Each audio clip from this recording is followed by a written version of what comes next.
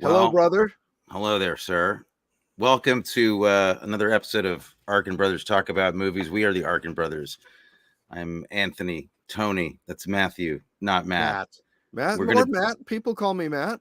I didn't know that, and we'll Yeah. talk about that on the show. So Okay. tonight, it's The Game, directed by David Fincher, starring Michael Douglas, Sean Penn, and some other people. We'll get right down to it soon. It's going to be a lot of fun.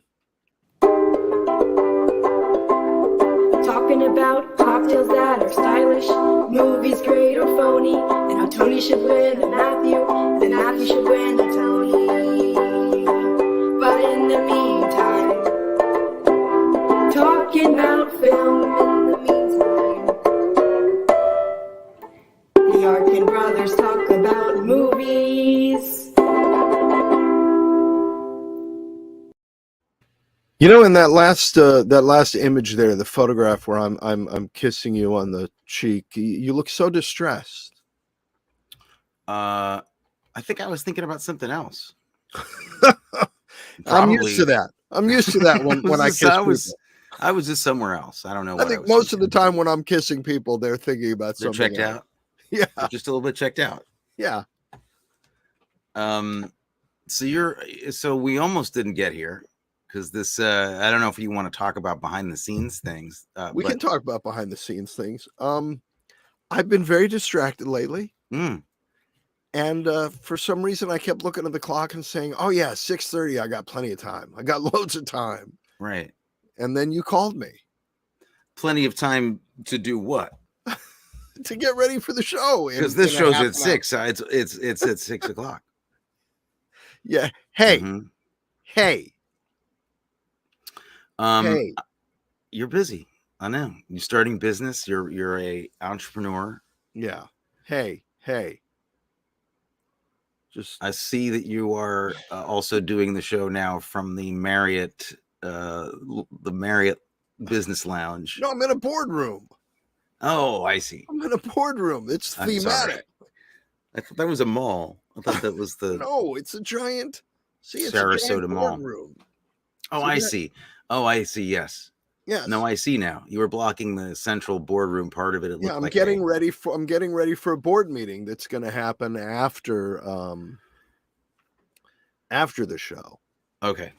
Yeah. Okay. So Of how was the big company that I'm in charge of? How was your week? What can we say about your week? My week, well, you know, our product is completely launched. It's available. You can buy it online now. You can go That's a buy big it. announcement. That's a huge deal. It's a big deal. People are buying it. And the crazy specifics. Like how many people? how many people have bought it? Don't ask that. Thousands of people are buying it. Right. No, it's not. But the funny thing is that the platform that it's bought on, when you know, I'm one of the administrators. So when anybody makes a purchase, my phone goes cha-ching. And it's very exciting. Well, congratulations. Thank you. That's huge. Thank you. That was me. Why don't you say what it is so people tuning in have not heard you before talk about it?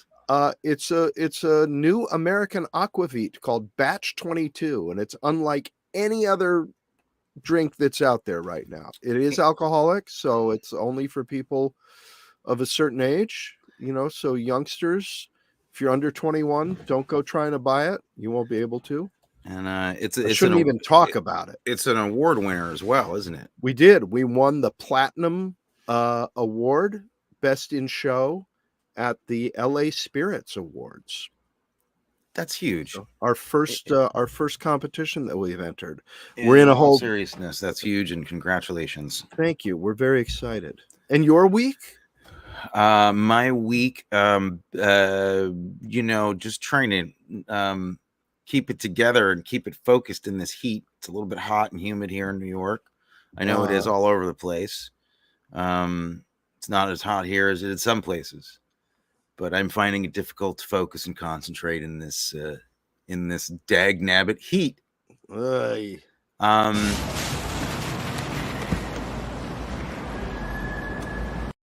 I did that this afternoon. You just fell down in the street. I fell into the street. Yeah. And started sizzling. No, I mean, you know, I don't want to complain about silly things like the weather. Things are great. busy with class, busy with some editing projects that are fun. I'm cutting a really fun project right now for a friend of mine who's a chiropractor, great chiropractor, who's starting a new business because he also works on animals, like chiropractic adjustments for horses and 900-pound pigs, and like it blows your mind, and chickens and Don't cats. talk about me that way. This guy is chiropractic great. His name adjustment is of a chicken. Yeah, For God's sake, I'm your brother. No, I wouldn't lie to you. It's it's great. His name is Dr. Doug Willen. You can see him on YouTube and stuff, and he's got a whole YouTube channel called Animal Crackers, where he goes to farms because he knows animals need help too because they get bad backs, So anyway, he's starting a new business online course, and so I'm editing some of that stuff, and it's been really fun because I get to watch animals instead of desperate actors for a change. Wow, It's nice. that's cool.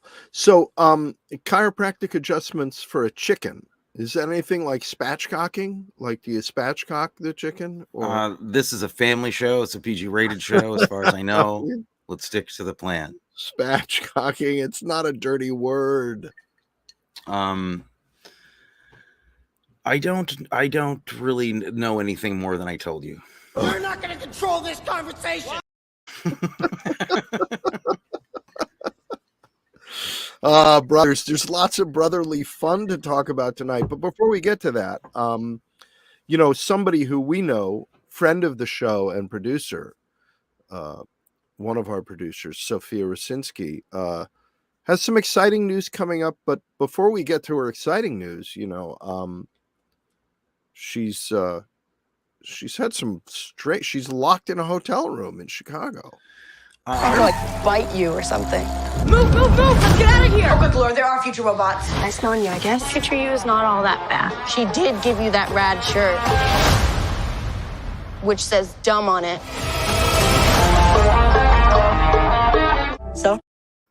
Right. That's our producer. That's can't one wait. of our producers, Sophia. I cannot wait to is- see that show. This show looks fantastic, Sophia. I'm so excited. It's totally. I didn't know it was kind of edgy paranormal thing. I had no idea about any of that. Totally great. edgy and paranormal. Love it. And she plays such a rad badass in the show. With a smart mouth, probably. With a smart mouth, I bet saying all kinds of she is. nasty things. I And bet. it's the exact opposite of what she's like in real life. Well, it's got to come from somewhere, Matthew. Acting's not just all make believe. So maybe she really is that rad and badass. I'm just saying there's a little keeps it bit of hidden. truth in everything, right? Yeah, just a little yeah. bit. I wouldn't want to bump into her in a dark alley. Right. I wish maybe. Well, we'll get to that. All right. I But we're received this note. What are you babbling about, psycho? Exactly. That's what everybody said to me today. what? What are you babbling about, psycho? Yeah, that's usually what people say to me after the show or in the comments section. Yeah. you Well, know. we don't show what they say that often during the show, but we don't actually let those comments through. Yeah. You've been watching anything this week other than this movie? Yeah, we've been watching some stuff for my other podcast, Rated P for Paranormal. We're covering The Secret of Skinwalker Ranch TV show. Next episode we do. And you didn't need, Maddie Blake didn't need to give me a reason to watch that show, admittedly, but there was a reason I had to binge every one, so I watched that. The Secret of Skinwalker Ranch?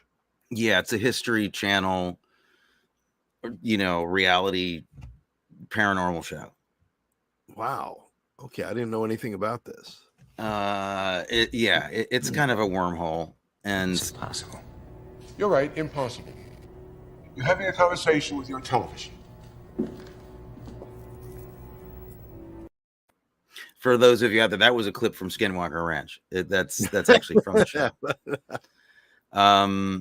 So I was binging that, and I was also got involved with an older show called Dark Skies, which is a kind of an X-Files-esque show from the 90s, which only ran one season and had a reputation, but like among enthusiasts of paranormal stuff and UFO stuff, they say it's a really great show. So I got a hold of that, and I'm kind of watching that. So it's all kind of work related stuff, but other than like Only Murders in the Building, saw the pilot of The Bear, which I liked a lot, the pilot of. And frankly, I'm in love with The Offer. I'm having a great time watching Adam's show. Our brothers, our other. For Christ's sake, I'm your brother. Yeah, that's what I said when I didn't get an audition for The Offer. Yeah, right. There you go. No, but been watching that and really digging it. That's been fun, and his work is really great. You know,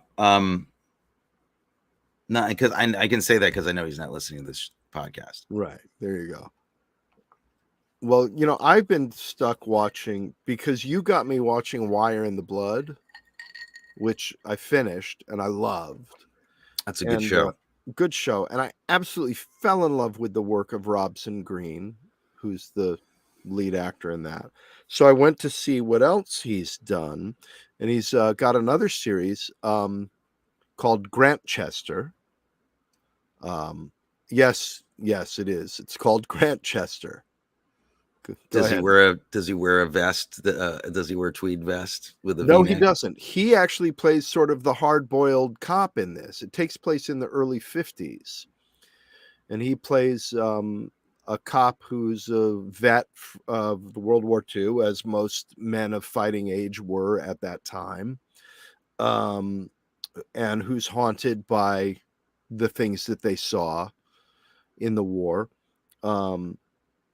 And it's him and a vicar is the other main character. So it is one of those shows. Okay. But he's the hard-boiled cop, and there's a vicar, and they solve crimes. If he's the hard-boiled cop, who plays the vicar? Please tell me. A very vicarish fellow. Yeah. Forgive me, I'm forgetting his name. So is it like a buddy detective show? It's a buddy detective. James Norton plays the vicar. It's a buddy detective show between a hard-boiled cop and a vicar who doesn't quite toe the line on vicarness sometimes. Oh, okay. All right. Because you know, vicars are allowed to get married and all that. They're not like priests. They're Church of England. So I didn't know that. I wasn't looking up that stuff up today. Yeah, they're Anglican. Yeah, they're Anglican. So they can get good married. for them. So this vicar That's great. I'm so happy for them. Anyway, wonderful. It's a wonderful show, and friend of the show and producer Sophia Rosinski loves it. So there you go. I'm looking forward to checking it out. I like everything about it except the vicar part, and I'm sure that's not the whole show. Well, what you'd really love is when he answers the phone at home. Yeah. He answers the phone. He says, "Vicarage." I could bite you or something. Vicarage. You're not making a case for me to want to see that part of the show. Oh man. I want to see I say Wire in the Blood is also a gateway for all kinds of films about plastic bags, isn't it?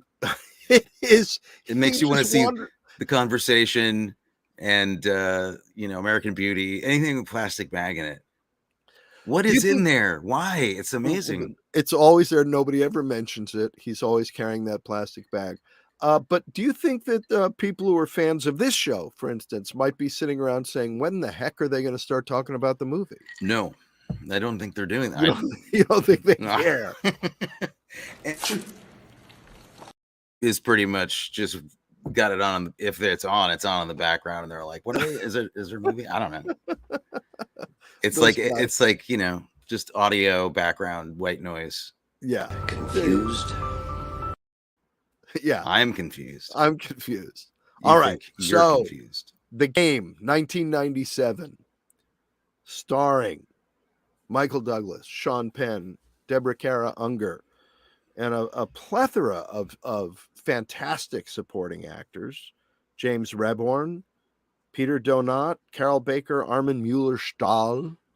Who, by law, had to be in every film ever made in Hollywood for about 5 years. Yes. There was And a ruling. the last film appearance of Jack Kehoe. Sadly. Lots of people in the movie.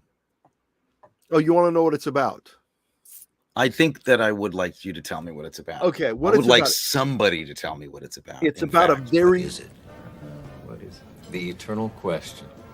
No, I envy you. It's about a very, very powerful executive, chairman of the board, president of his own company, Michael Douglas, who is alone and miserable in his big house. It's his birthday coming up, and he's having memories of his father's suicide. His father committed suicide at the same age that Michael Douglas is now, and his younger ne'er-do-well, gadabout drug addict, sometime brother Sean Penn shows up for a lunch with him and gives him a present of a car. You should. What do you get for the man who has everything? What do you get for the man who has everything? It's a card for a game. Consumer Recreation Services. Consumer Recreation Services game. And very bad things start to happen in his life when he starts to play this game. It's a game that you actually just sort of happens around you and takes over your life, and you don't know what's real and what isn't real. And his life gets upended. And maybe he... It's a game tailored specifically to your personality and your the type of person you are. Right. And you have to go through a whole battery of psychological tests and reveal all kinds of information. And then they tell you whether or not the game you're going to be accepted into the game. And he finds out, the first thing he finds out is that he is not. We've finished processing your application. Look, I'm in a meeting right now. I'm afraid it was rejected. I beg your You pardon? shouldn't feel this reflects negatively on you. We hope we haven't caused you any inconvenience. Oh, this is ridiculous. Thank you for thinking of CRS. So he gets told that he's not accepted into the game. But as we learn, that's just part of the game. And one of the for me, one of the more clever things that happened in it that actually was, I like the way they did a little sleight of hand with that, or tried to. Okay, the big questions. Had you seen it before? I had not seen it before. Okay. Are you a fan or a completist of David Fincher movies? I'm not a completist, but I am a David Fincher fan. Okay. I love Mindhunter. I love that show. It's great stuff. He But only directed a few of those shows, but that's, he produced it. Right. But I have to say that I found this movie... I think there are some serious problems with this movie, all of which I am completely willing to overlook because I loved it. In spite of the things like that, you could go, yeah, that doesn't really work out, and that's not, but I loved it. I completely went along for the ride. Okay. Do you want me to say things? Or do I want you to say things? No, I think we've got about another 40 minutes in the show, and I think I can handle it from here. Okay. No, please. I feel great. I don't. This is my second try with this movie. Yeah, and this is weird because I admire David Fincher. I really love a bunch of his things, but I've come to realize there's actually a few of his films that I just don't dig. Is there a problem? I don't want to get aggressive about it yet. That'll come. They'll come later. You're not going to control this conversation. I don't love this movie enough to have an argument over it. I don't want to argue with you. I'm just telling you where I am with it. Which was liking it exactly as little as I liked it the first time I saw it. I thought, 20 years later, I'd give it another shot because after all, it's David Fincher, and I probably missed something the first time. And it's also got a kind of a cult following. Some people really love this movie a lot, and I respect that, but I don't get it somehow. There's something I'm really missing from it, and I find it over serious in a way that it can't hide the silliness of this concept or the holes that are all over it. It just can't. And the more serious the tone that Fincher tries to create, the more just ridiculous I think it is, because it's at its heart, just to me, just silly. And so I kind of feel like if maybe a different director had done it, like a less interesting director who is just like about the ridiculously of it, it might have fit the script more, maybe. If the guy who had directed, what was the movie with Free Jack? No, not Free Jack would be good. Split Second. Yeah. Sophia says Split Second. I agree. That would have been a good choice. It's Split Second or The Monster in England. A Monster in England. There's so many. Whoops. The cop movie, the totally ridiculous cop, Cop and Monster English movie. Kim Cattrall. Split Second. Split. Yeah, exactly. Sophia beat that. Oh, okay. Beat us to it. That was Split Second. With the monster movie? Yeah, I think if Philippe Mora maybe directed this. Yeah. Okay. Right. I have a lot of respect for Fincher, but at a certain point, what is at its heart a riff on a lighthearted Alfred Hitchcock idea. It owes a lot to North by Northwest, this movie. I felt like Fincher was just desperately trying to make it more important, because so he made it a more serious movie than you think it should have been. Than it could sustain is my point. Not that it should have been. I think that it was overloaded with seriousness and dark colors and darkness and deep, which wasn't matched on any level to me by the script, which I thought was pretty silly. He's breathing, isn't he? Is a siren entirely necessary? That's a funny scene and a funny moment, because I feel like he's imitating somebody we know there in that moment, which makes me feel like this actually would have made more sense if somebody else had played that part. Somebody who he's imitating, who he later worked with. Yeah. Humor me with specifics.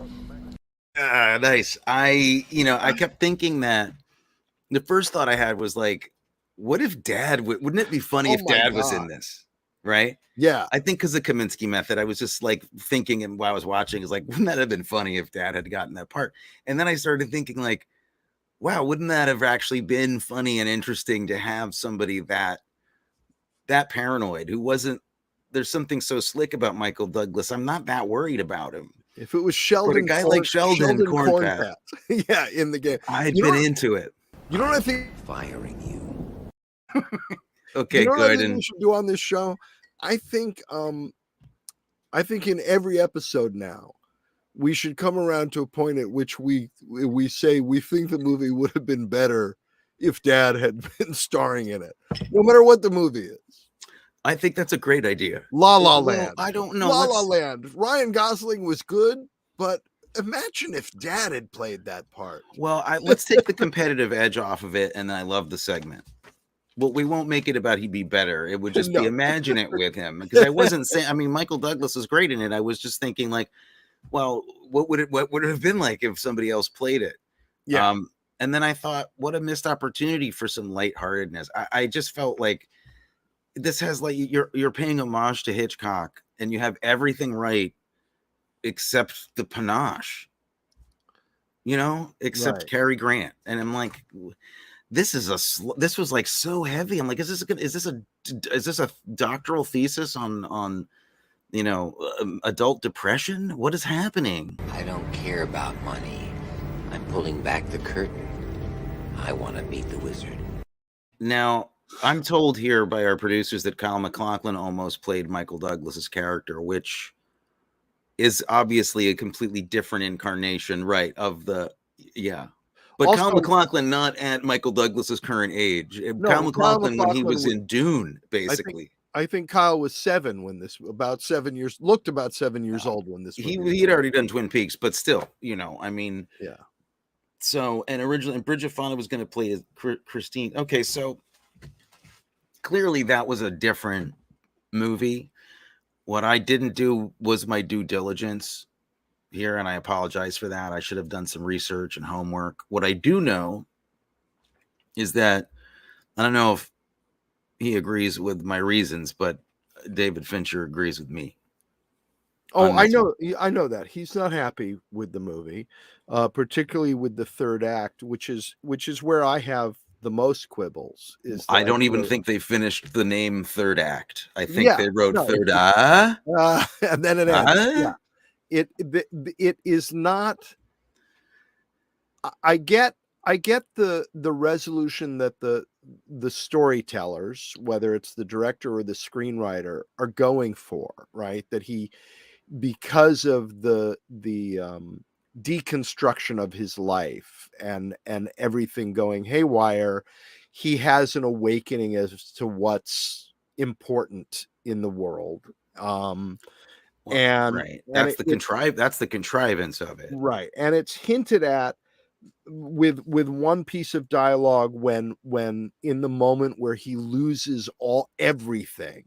And up until that moment, we've just seen him as this money, all about the money and willing to crush anybody in his way to make a deal. And then when he loses everything, and Deborah Kara Unger says, "You should be happy. It's only money." And his response is, "This is pension plans. It's payrolls." And you suddenly think, oh, is he having an awakening? Is he starting to care about business because it's generating livelihoods for people? But it's a little bit too little, or a lot too little, too late for that. I don't think that constitutes an awakening. I mean, it might represent, a little bit more awareness on his part that it's not just his money, right? But I think that an awakening, you're right. I think that's the cheat. That's what made me kind of actually a little bit angry at the movie. And it's fine. Like by the time it was over, I felt like they had really manipulated me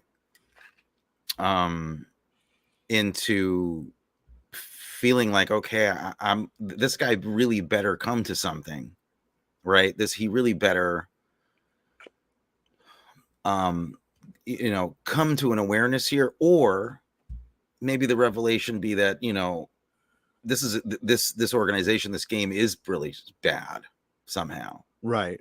But they kind of went right down the middle with it, and in the script they're asking us to believe he has this epiphany. Well, I challenge, like, what epiphany? Like the epiphany of, I'm going to be really depressed if I shoot my brother and kill him accidentally. Like, that's not an epiphany. That's a crushing trauma. And so I think that's bad screenwriting. Yeah. But I thought what was interesting was that then the idea that what's trapped him, and the thing that he's trapped in, is the memory of his father's suicide. And that that fall, and that he has to then attempt suicide and jump off the building and have that fall to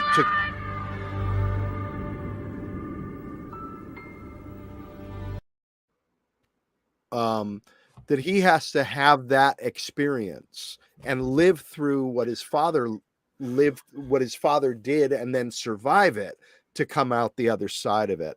I don't think this was well done at all. But I'm not saying that it. Yeah, no, But I thought the idea was interesting. I think the idea of the story. Yes, I think the idea is interesting. I think that the game could have really been cool, and it's like other movies. I mean, it owes a lot. Do you know the movie Seconds? Yeah.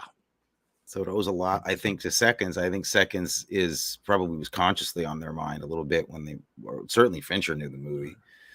And Seconds has my favorite actor from Pillow Talk in it. Tony Randall? I didn't know Tony Randall was in Seconds.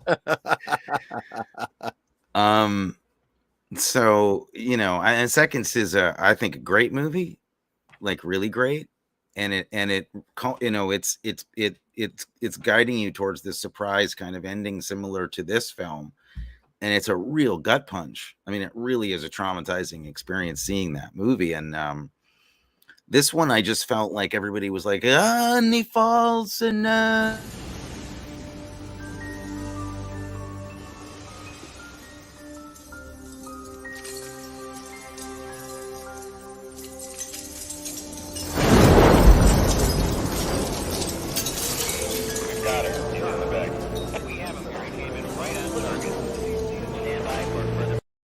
Excellent. Yeah, see, unless this is a light comedy, the only version of this that I want to see is the one where he gets off that airbag at the end and he's covered in his own, filth, and he's terrified and he screams at everybody and has a psychotic break and it's carted off to a mental institution. That's the game I want to see. An amazing Nikki. Yeah. All right. I just I did not. That moment did not do it for me. The moment of being given the T-shirt that says I was drugged and left for dead in Mexico, and all I got with this stupid T-shirt. No, you know why? To be in all honesty, I think that T-shirt represents somehow Fincher kind of going for something, realizing that they don't have an ending. I made this whole movie, and all I have at the end of it is a T-shirt. That's the idea. Yeah. Now I have a theory, but I don't know if you're done. You had some things that you were talking about. I'm done rambling. No. If you had things that you liked that you wanted to talk about, because there's some good things in it. Obviously, we can get to those later. We'll wrap up on a You're not going to control this conversation. Exactly. I'm sick of it. I'm sick of it. Welcome to Punching Brothers month on Arkin Brothers. Punching Brothers. Punching Brothers. I think I'm your brother. I could watch those two clips forever. It's a rare movie that I watched that Sean Penn delivers a performance where I'm like, can we just go? Can we really just go again? Can we start again? So I just felt he was really disconnected from that. I don't think they gave him a part really to play, but perhaps it was a miscasting. I don't know. I felt no brother. I felt only the idea of brother with the two of them. I didn't feel enough about their relationship to really get why they had to go through this dance together. And maybe that was on purpose, but for me, I wished that they had more, stuff with each other, more similarities, more. You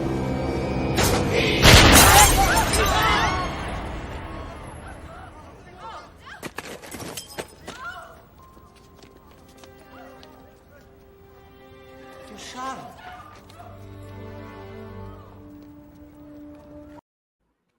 That's kind of a spoiler. It's a bit of a spoiler, but not really. It's what part of the game, and this could be any part of the game. Now we all know it's a game. Yeah. So I don't know. Maybe I'm being too hard on what's supposed to be a romp, but that's my central problem. Is that it's a light movie treated like, you know, it's like Judgment at Nuremberg. I'm like, can we lighten this up a little bit? Well, then what I'm hearing then is that more than anything, your problem is tone.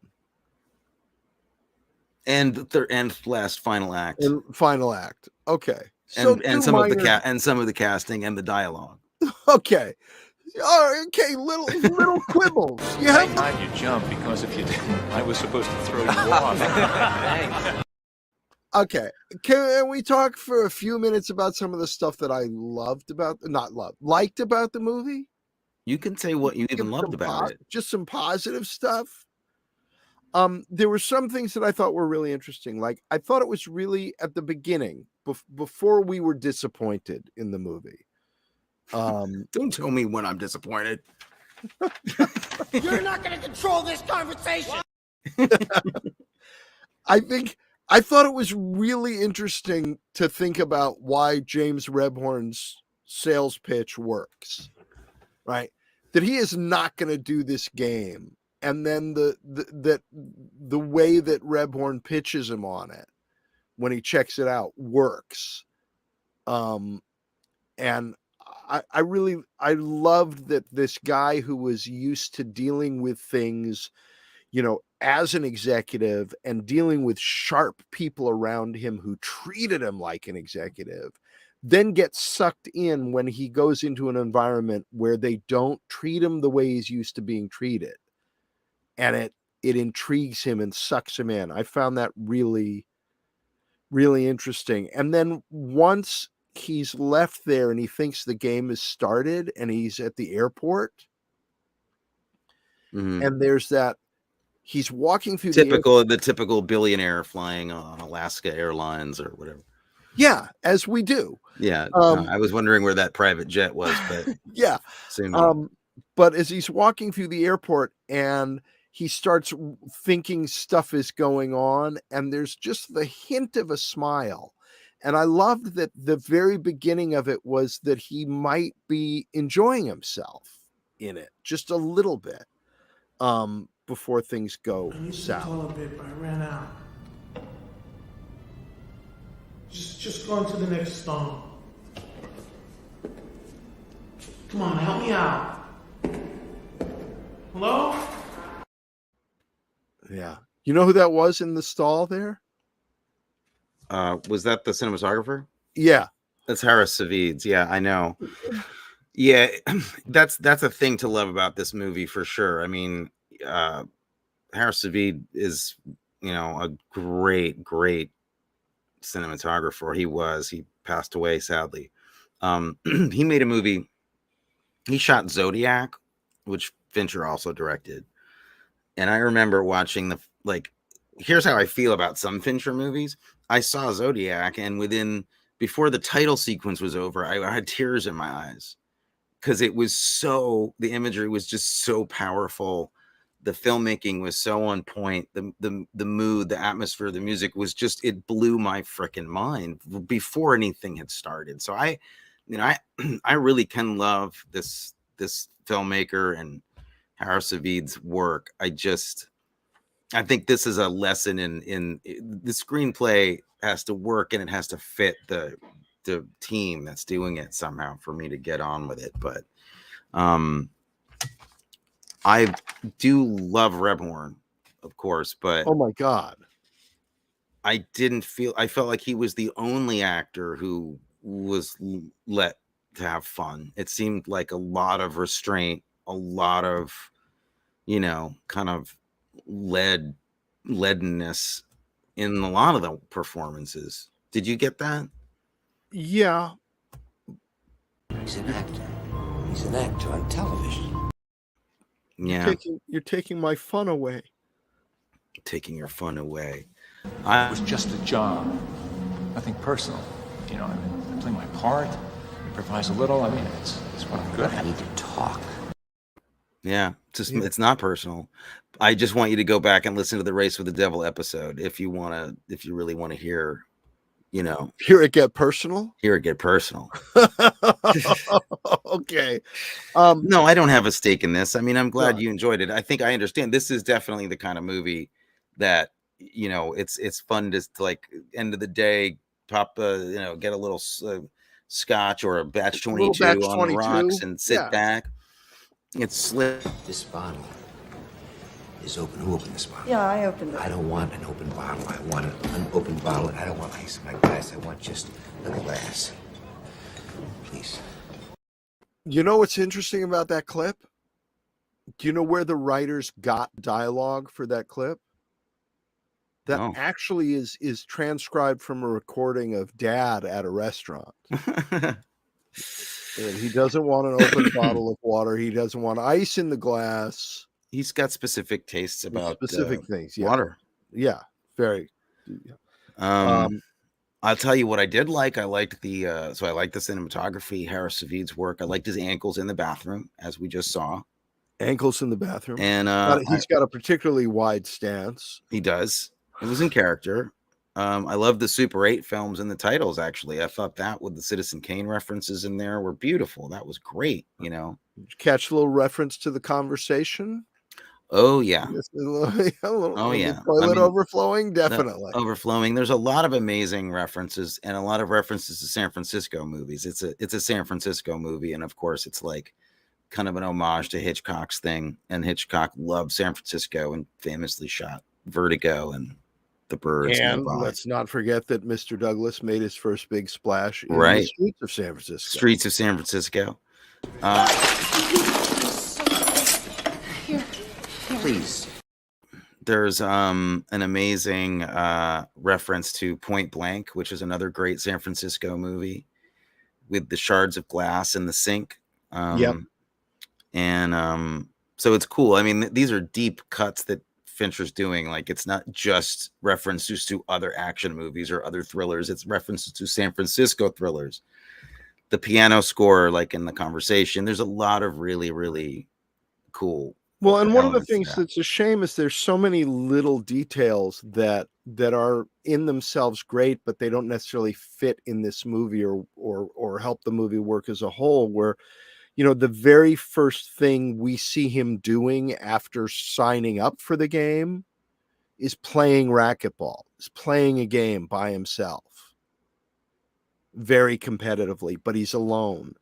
And then when he passes out from the drugs and collapses when Deborah Kara Unger has poisoned him, he knocks over a chessboard. Again, a game. And they have those little touches, but it doesn't pay off in the end. Well, I think those are, those things point out that the filmmakers and the, people are aware of the design of the movie and there's themes and stuff they're working in, and that's all really cool. But yeah, it doesn't really pay off. It's hard to say. Like, I think, okay, if anybody's gonna pick apart David Fincher, what they're gonna probably say is like, I'm not even being critical when I say this, but he does seem a little cold. Like the movies are pretty cold. Yeah. Well, Mindhunter certainly is. Well, Seven and Panic Room and Fight Club, and I mean, he's painted a portrait of modern society that is incredibly grim and incredibly dark and nihilistic, I think. And that's fine. He's reflecting back stuff that he sees. But he's got to be on about something important to him, so that dark attitude, has some base for it. And I just think that I wanted to laugh so bad. And then I started getting getting like, really, we're going to be firing automatic weapons off, and the game is paid off like all the local cops in San Francisco to not come and check out like automatic weapons going off in an apartment building. Like, there was just, I started, the things that weren't tight about the script kind of really stuck out to me as being notably like, well, there's so many smart things going on in the design. Why didn't you put some of those smarts into some of the plot I felt a bit of ahead of it.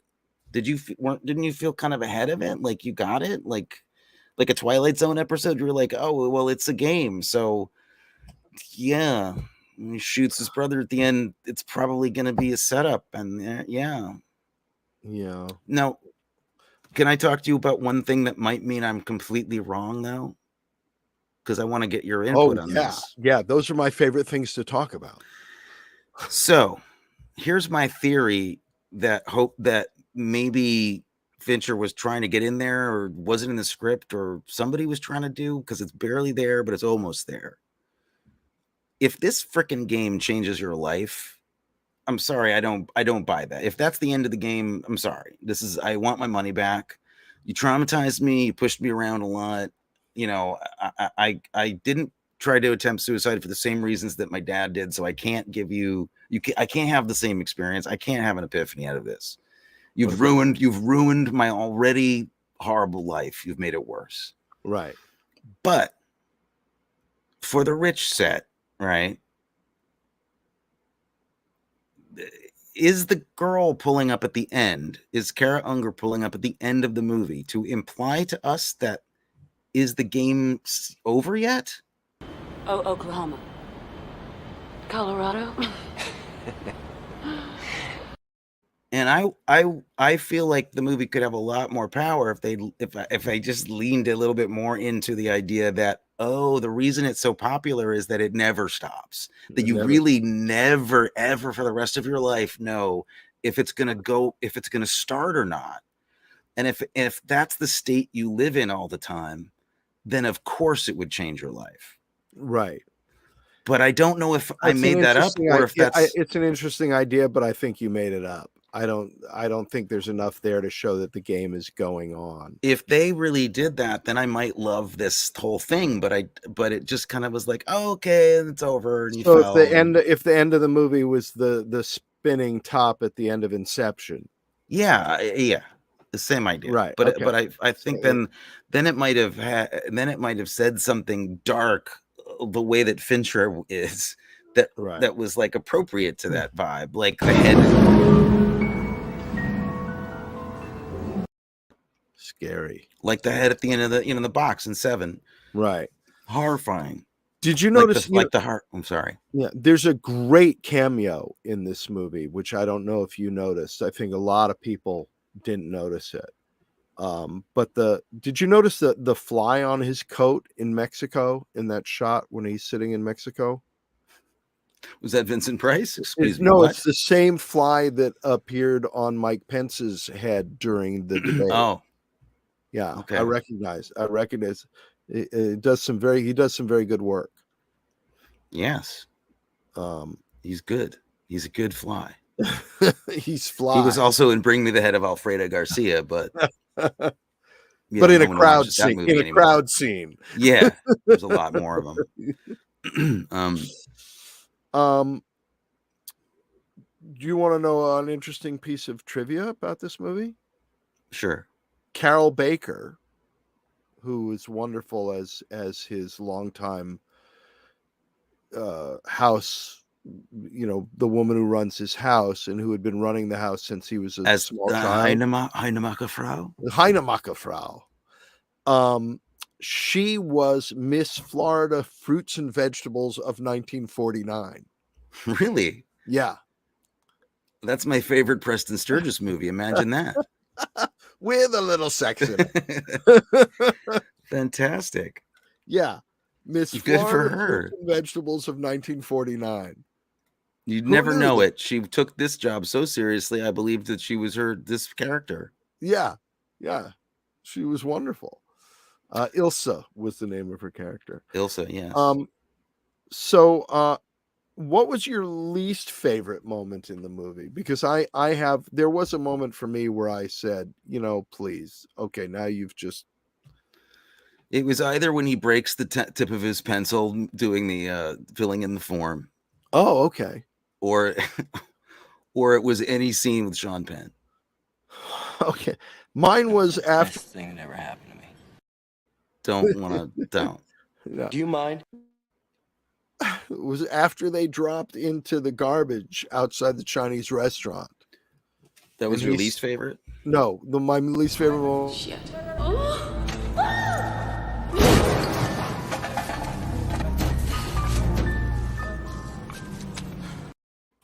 Then he drops into the garbage next to her. And as they're climbing out, he looks at the guys outside the Chinese restaurant who are staring at them and he says, "Table for two?"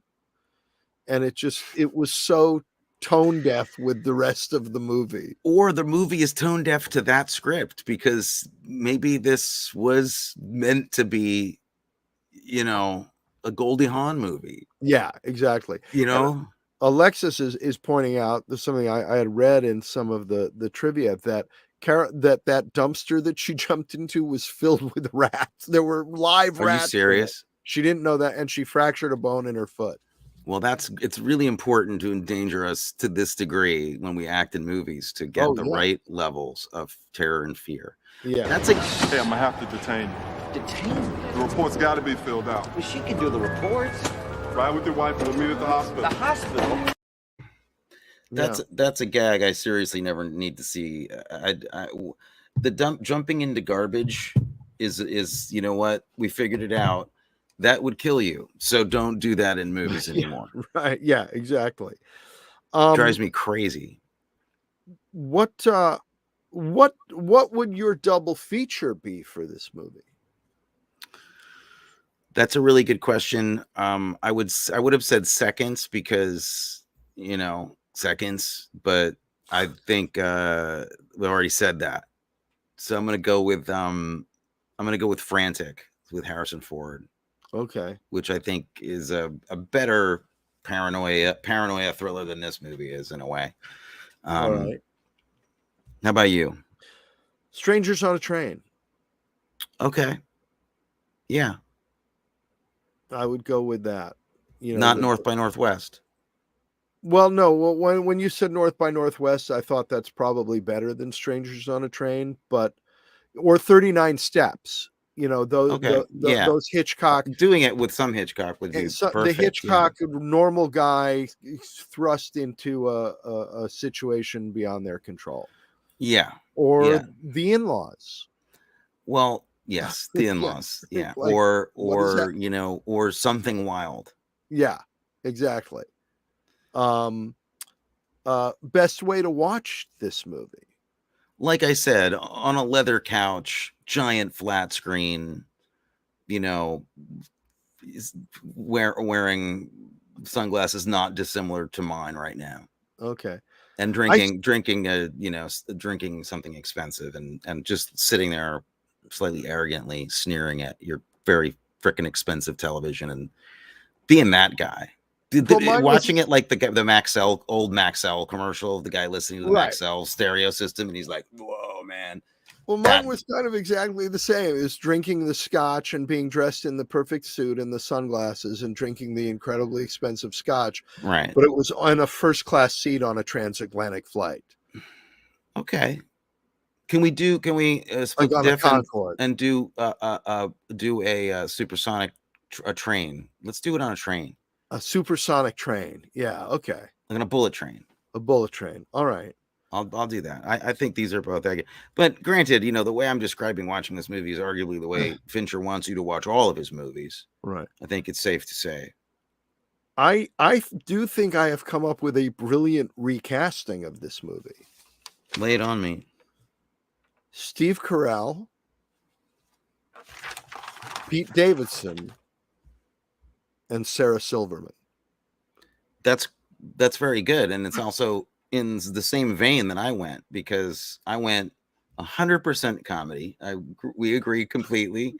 I would love to see a version of this movie with Jason Bateman and Rachel McAdams, and then like Corey Culkin or Rory Culkin playing the brother. Okay. I think that's where I would lie with it, but we're in that's the same kind of thing. Yeah, we're exactly. talking about. Okay. Yeah. Excellent. And the sequel, do you have a name for a sequel to this movie? I don't. I really don't. Mine was Do Not Pass Go. Okay. And per cheesy. Yeah. Parcheesi would be the yes. Cheesy. Yeah. Two. And I guess the big question, the last big question we have to answer is, who are you and who am I? You know, I really don't freaking know. I really don't know. This may be a case of just like you take Michael Douglas and I'll take Sean Penn. Oh, well, we don't need art to imitate life. No, but this Do you mind? who we are in these stories, you know. Oh, really? We really are. I mean, outside of me being able to afford a present like this for you, we're talking fairly realistic stuff. Well, I thought that you would play the Shady Investigator, who is played by Mark Boone Jr. The Shady Investigator. For Christ's sake, I'm your brother!